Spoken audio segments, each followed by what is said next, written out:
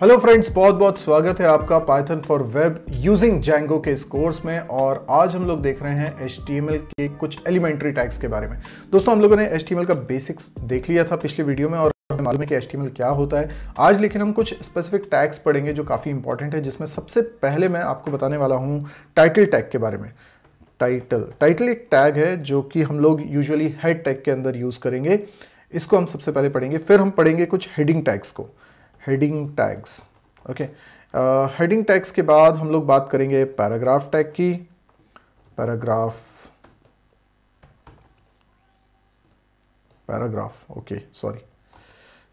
Tags. Then हम लोग बात करेंगे कुछ फॉर्मेटिंग टैग्स की। ठीक है, तो आज हम लोगों को इतनी चीज़ें पढ़नी है। चलिए शुरू करते हैं। सबसे पहले टाइटल टैग से। टाइटल टैग क्या है, आइए पहले उसके बारे में बताता हूँ। हम लोगों ने लास्ट लेक्चर में एक बेसिक HTML का कोड बनाया था और ये रहा वो HTML का कोड, और इसके अंदर मैंने टाइटल टैग का इस्तेमाल भी करा था। तो मैं अब इसके बारे में बताने वाला हूँ। आपको कोड के लुक एंड फील से समझ में आ रहा होगा कि किस तरीके से टाइटल टैग को स्टार्ट करना है। सबसे पहली बात, टाइटल टैग जो है वो एक नॉन एम्प्टी टैग है, यानी इसका स्टार्टिंग टैग अलग है और क्लोजिंग टैग अलग है, और जो कुछ इसके बीच में आप लिख रहे होते हैं वो कहलाता है टाइटल। और जब आप ब्राउज़र विंडो पे आप इसको रन कर रहे होते हैं तो आप देख सकते हैं कि ऊपर जो टैब है वहाँ पर टाइटल लिखा हुआ आ जाता है।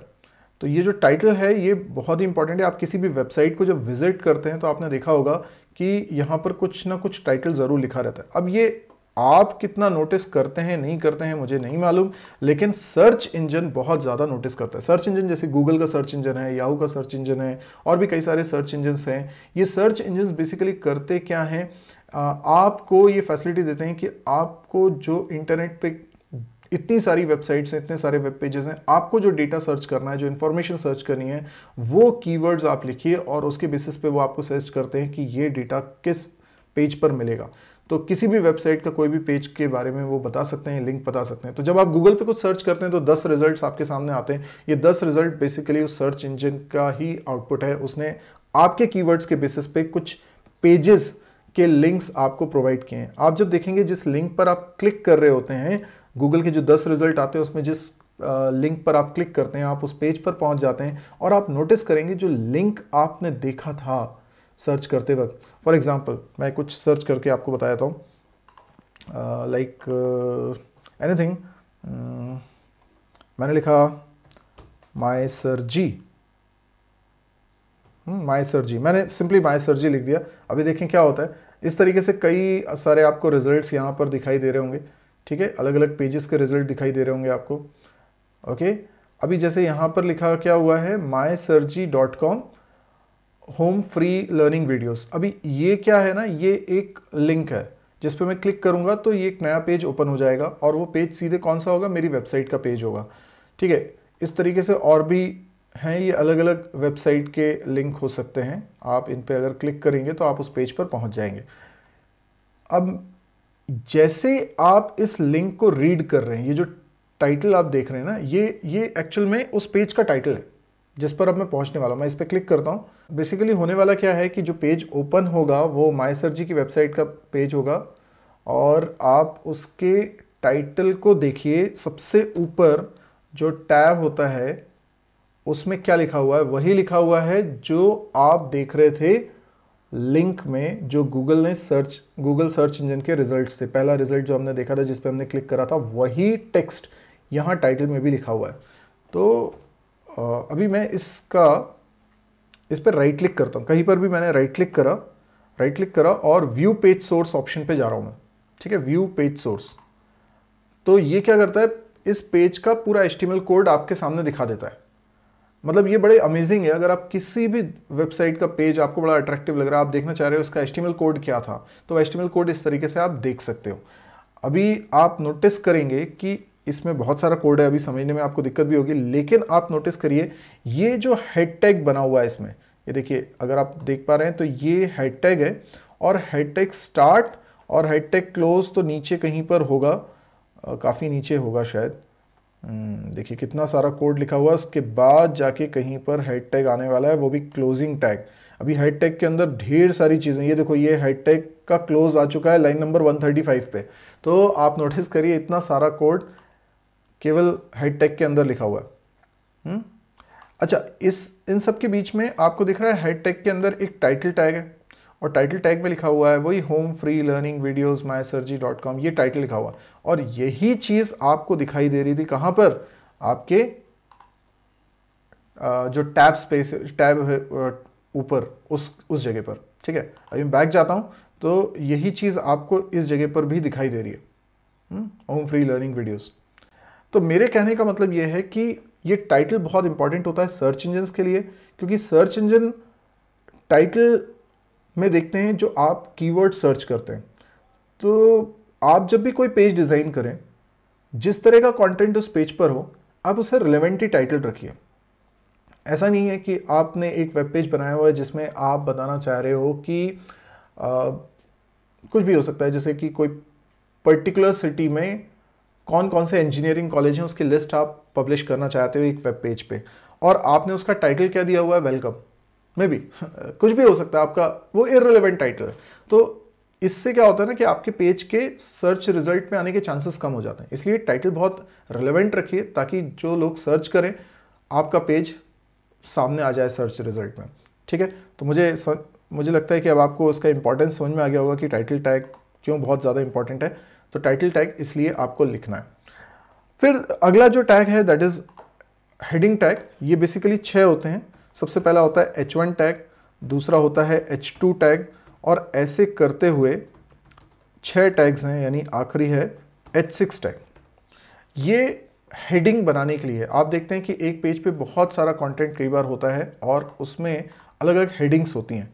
ठीक है, जैसे अभी मैं इस पेज पर गया था, मैं एक बार फिर इस पेज पर जाता हूं, तो आप देख सकते हैं कि कई बार एक ही पेज में कई सारी हेडिंग होती है। जैसे एक हेडिंग आपको ये दिख रही है फ्री लर्निंग वीडियोस, या और भी कई सारी हेडिंग्स हो सकती हैं। ये एक हेडिंग हो सकती है, ये छोटी छोटी रेड कलर में आपको हेडिंग्स दिख रही हैं, ऐसा भी हो सकता है। ठीक है, तो एक पेज पे आप कई सारी हेडिंग्स देख रहे हैं, जैसे ये सब्सक्राइब, ये एक हेडिंग हो सकती है, क्विक लिंक्स, ये एक हेडिंग हो सकती है, रीसेंट अपलोड्स, ये एक हेडिंग हो सकती है। ऐसे करके बहुत सारी हेडिंग्स कई बार हो सकती हैं। ये हेडिंग्स भी सर्च इंजन के लिए एक तो इंपॉर्टेंट होती हैं, दूसरा इसको बनाने के लिए हमारे पास 6 अलग अलग टैग्स हैं। अब आप कौन सा टैग इस्तेमाल करना चाहोगे, जैसे मैंने यहाँ पे H1 टैग का इस्तेमाल किया हुआ है। तो क्या फ़र्क होता है H1 टैग H2 टैग में, जो सबसे ज़्यादा इंपॉर्टेंट हेडिंग हो उसको आप H1 टैग से बनाइए, और जो लीस्ट इंपॉर्टेंट हो उसे H6 टैग से बनाइए। तो जैसे मैं H1 और H2 में आपको डिफरेंस बता देता हूँ। मैंने H1 टैग भी इस्तेमाल कर लिया, H2 टैग भी इस्तेमाल कर लिया, और अब मैं इसको रन करके आपको बता देता हूँ। ये हमारा कोड था, इसको मैं रन कर रहा हूँ। आप देख सकते हैं कि वेलकम टू HTML ये एक H1 टैग से बना था और ये H2 टैग से बना था। तो इसका H1 ज़्यादा इंपॉर्टेंट है, इसलिए उसके फॉन्ट साइज़ भी बड़ा है, बोल्ड है, और इसका फॉन्ट साइज़ थोड़ा छोटा लग रहा है क्योंकि ये H2 है। H3 और छोटा, H4 और छोटा, ऐसे करते हुए H6 सबसे छोटा फॉन्ट साइज़ होगा। तो जितनी ज़्यादा इंपॉर्टेंट हेडिंग है आप वो नंबर यूज़ करेंगे। अब अगला जो टैग हम लोगों को समझना है दैट इज़ पैराग्राफ टैग। और पैराग्राफ टैग भी आप लोगों ने देखा P टैग से स्टार्ट हो रहा है, P टैग पे क्लोज हो रहा है। तो पैराग्राफ टैग नॉर्मली हम यूज़ करते हैं कुछ भी टेक्स्ट को डिस्प्ले करने के लिए। तो पैराग्राफ की मदद से जो टेक्स्ट हम लोग डिस्प्ले कर रहे होते हैं वो नॉर्मल फॉन्ट साइज़ जो स्टैंडर्ड होता है वो ब्राउज़र टू ब्राउज़र डिपेंड करता है कि कितना रहेगा। जैसे यहाँ पे हो सकता है कि ये फॉन्ट साइज़ हो आई गेस 14 होगा या 12 होगा। तो 12 या 14 स्टैंडर्ड है, किसी किसी ब्राउज़र पे हो सकता है 16 पिक्सल तक हो। जो भी वो browser specific standard font size होगा पैराग्राफ में, वो साइज़ आपको दिखाई दे रहा होगा। हालांकि आप ये सब चीज़ें चेंज भी कर सकते हो, आपको जो फॉन्ट साइज़ चाहिए आप वो रख सकते हो, लेकिन बाय डिफ़ॉल्ट पैराग्राफ में ये फॉन्ट साइज़ रहेगा। प्लस ये एक नॉर्मल टेक्स्ट की तरह, यानी हमारा जो नॉर्मल टेक्स्ट कंटेंट हमारे पेज पे दिख रहा है वो नॉर्मली हम पैराग्राफ से बना रहे हैं, और हर बार एक नया पैराग्राफ अगर हम बनाएंगे तो वो नई लाइन से ही स्टार्ट होगा। तो paragraph creates P tag creates new paragraph. तो आपने क्या किया, P tag start, P tag close. ये एक तरह से कीवर्ड्स होते हैं, जैसे P लिखा मैंने, H1 H2 लिखा, ये कीवर्ड्स होते हैं। आप इनकी जगह कोई दूसरा नाम यूज नहीं कर सकते, ये पहले से बने हुए हैं, ब्राउजर इनको पहचानता है। तो आपने P लिखा है दैट मीन्स वो उसको पैराग्राफ कंसिडर कर रहा है। तो आप कुछ और लिखोगे तो वो उसे पैराग्राफ कंसिडर नहीं करेगा। इसके अलावा कई सारे होते हैं फॉर्मेटिंग टैग्स, और फॉर्मेटिंग टैग्स क्या हैं उसको भी मैं बता देता हूँ। जैसे मान लीजिए कि मुझे this is my first HTML code, मुझे ये HTML शब्द जो लिखा हुआ है ना इसको बोल्ड करना है। अभी आप देखें नॉर्मली तो ये HTML कोड बोल्ड नहीं है ना, HTML टेक्स्ट बोल्ड नहीं है, तो मैं इसको बोल्ड करना चाहता हूँ। तो इसके लिए एक फॉर्मेटिंग टैग होता है दैट इज B, मतलब टैग का नाम है B। कैसे लिखेंगे, मैं HTML के दोनों तरफ लिख देता हूँ B। आप देखिए क्योंकि ये नॉन एम्प्टी टैग है तो इसका स्टार्टिंग टैग और क्लोजिंग टैग अलग अलग है, तो इससे क्या हो गया ये HTML बोल्ड हो जाएगा। देखिए मैं इसको रिफ्रेश करता हूँ, आप देख सकते हैं HTML बोल्ड हो गया। Got it. इसी तरीके से एक और फॉर्मेटिंग टैग है स्ट्रॉन्ग, मतलब आप बोल्ड की जगह स्ट्रॉन्ग भी लिख सकते हो। ठीक है, ऑल टुगेदर दोनों लगभग सेम ही है। कुछ टेक्निकल गीक्स हैं जो इन दोनों में बहुत ज़्यादा डिफरेंसेस भी आपको बता देंगे, लेकिन कोई खास डिफरेंस इसमें है नहीं। इससे भी आप सेम इफेक्ट ले रहे हो, यानी इससे भी बोल्ड हो जा रहा है। थोड़ा सा स्ट्रॉन्ग एक वर्ड है जो बोलता है कि ये सेक्शन पे मैं ज़्यादा एम्फसाइज कर रहा हूँ, स्ट्रॉन्ग उसको उसकी स्ट्रॉन्गनेस बता रहा हूँ, इसकी इंपॉर्टेंस बता रहा हूँ, तो उसको बोल्ड कर रहा हूँ। ठीक है, मैं यहाँ पर एक काम करता हूँ, ये वेलकम टू HTML में जो HTML लिखा हुआ है ना, बल्कि H1 टैग में, इसके ऊपर फॉर्मेटिंग टैग इस्तेमाल करके बताता हूँ। मैंने एक टैग इस्तेमाल किया आई से क्या होता है, इटैलिक हो जाता है। इटैलिक आपको मालूम होगा, थोड़ा से लेटर्स तिरछे हो जाते हैं, स्लैंटेड रहते हैं। ये मैंने रिफ्रेश किया, आप देख सकते हो ये HTML जो पहली लाइन में आपको दिखाई दे रहा है ये थोड़ा सा टिल्टेड है, ये थोड़ा सा स्लैंटेड है, तो ये कहलाता है आई टैग यानी इटैलिक टैग। अब हम लोग बात करते हैं EM टैग। EM क्या है, एम्फेसाइज करने के लिए। ये भी सेम ही इफेक्ट देगा आपको, आप देखेंगे ये देखिए नो चेंज, क्योंकि ये दोनों का लगभग सेम इफेक्ट है। तो आप बोल्ड के लिए B या स्ट्रॉन्ग यूज कर सकते हैं और इटैलिक करने के लिए I या EM टैग का इस्तेमाल कर सकते हैं। ओके, नेक्स्ट है मार्क टैग। देखिए मैं इसी जगह पर चेंजेस कर देता हूँ और यहाँ पे लिखता हूँ मार्क। ये सब फॉर्मेटिंग टैग्स बता रहा हूँ। फॉर्मेटिंग का मतलब ये हुआ कि हम जो प्रेजेंट कर रहे हैं टेक्स्ट, उस पर कुछ प्रॉपर्टीज सेट कर रहे हैं जिससे उसके लुक एंड फील में कुछ अंतर आ जाए। ये मैंने लिख दिया मार्क, और इसके बाद मैं करता हूँ रिफ्रेश। आप देख सकते हैं इसको थोड़ा सा हाईलाइट कर दिया गया, इसका बैकग्राउंड पे एक कलर सेट हो गया दैट इज येलो, और इसको बोलते हैं मार्क्ड टेक्स्ट। चलिए, तो अगला जो हम लोग देखने वाले हैं दैट इज स्ट्राइक। और स्ट्राइक जो होता है, ये स्ट्राइक क्या करेगा, स्ट्राइक ये करेगा कि इस पे एक लाइन खींच देगा। आप देख सकते हैं लाइन आ चुकी है। कई बार इसका हम इस्तेमाल करते हैं, जैसे कि कोई प्रोडक्ट है, उसकी प्राइस है, कुछ ओल्ड प्राइस थी, उसको अपडेट किया है, तो पुरानी प्राइस पे हम ऐसे कट लगाना चाहते हैं, शोकेस करना चाह रहे हैं कि प्राइस डिप डाउन हुई है। और अगर मैं यहाँ पे लिखता हूँ स्मॉल, देखिए स्मॉल, आप देखेंगे कि थोड़ा सा ये जो टेक्स्ट है ना HTML, ये श्रिंक हो जाएगा, थोड़ा छोटा हो गया, श्रिंक हो गया। नेक्स्ट हम लोग देखते हैं अंडरलाइन करने के लिए हमें U टैग का इस्तेमाल करना पड़ेगा। मैं U लिखता हूं,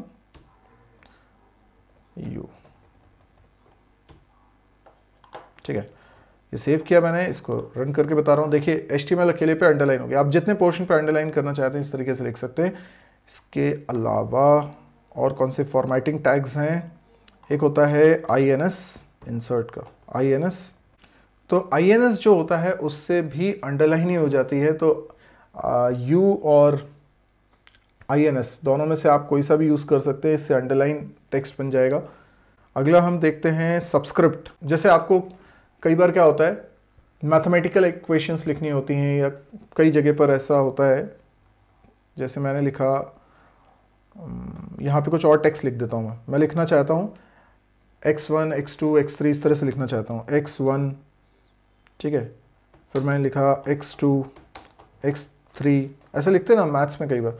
तो ये जो 1, 2, 3 लिखा है ना, ये सबस्क्रिप्ट में लिखना चाहते हैं, तो मैं इधर क्या कर देता हूँ, अभी बिना सबस्क्रिप्ट के मैं शो करके बताता हूँ आपको कैसा दिखेगा। ये देखिए x1, x2, x3 इस तरीके से दिखाई दे रहा है। लेकिन अब मैं क्या करने वाला हूँ, इस पर सब्सक्रिप्ट लगाने वाला हूँ। तो सब्सक्रिप्ट कैसे लगेगा, ये 1 अकेला जो है इसके दोनों तरफ लिख देता हूँ सब्सक्रिप्ट टैग, यानी 1 जो है वो कंटेंट है किसका, सब्सक्रिप्ट टैग का, और इसी तरीके से 2 पर भी अप्लाई कर देता हूं।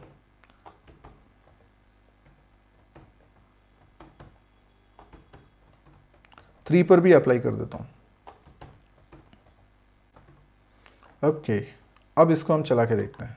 अब देखें x1 2 3 जो है वो थोड़ा नीचे दिखाई दे रहा है, इसको बोलते हैं सबस्क्रिप्ट। इसी प्रकार से अगर आप सुपरस्क्रिप्ट बनाना चाहते हैं, सुपरस्क्रिप्ट भी बना सकते हैं। जैसे मैं x3 में 3 को सुपरस्क्रिप्ट बना के बताता हूं। SUB की जगह SUP लिख दीजिए, सुपरस्क्रिप्ट। Let's check. यस, आप देख सकते हैं यहां पर 3 जो है वो पावर में आ चुका है, एक्सपोनेंट में आ चुका है, ऊपर आ चुका है, तो इसको बोलते हैं सुपरस्क्रिप्ट नोटेशन। तो आई होप आपको ये फॉर्मेटिंग टैग्स भी क्लियर हुए होंगे, और भी बहुत सारे इंटरेस्टिंग टैग्स हम अपने अगले वीडियो में देखने वाले हैं। तो आज के लिए इतना ही दोस्तों, थैंक यू, गुड बाय।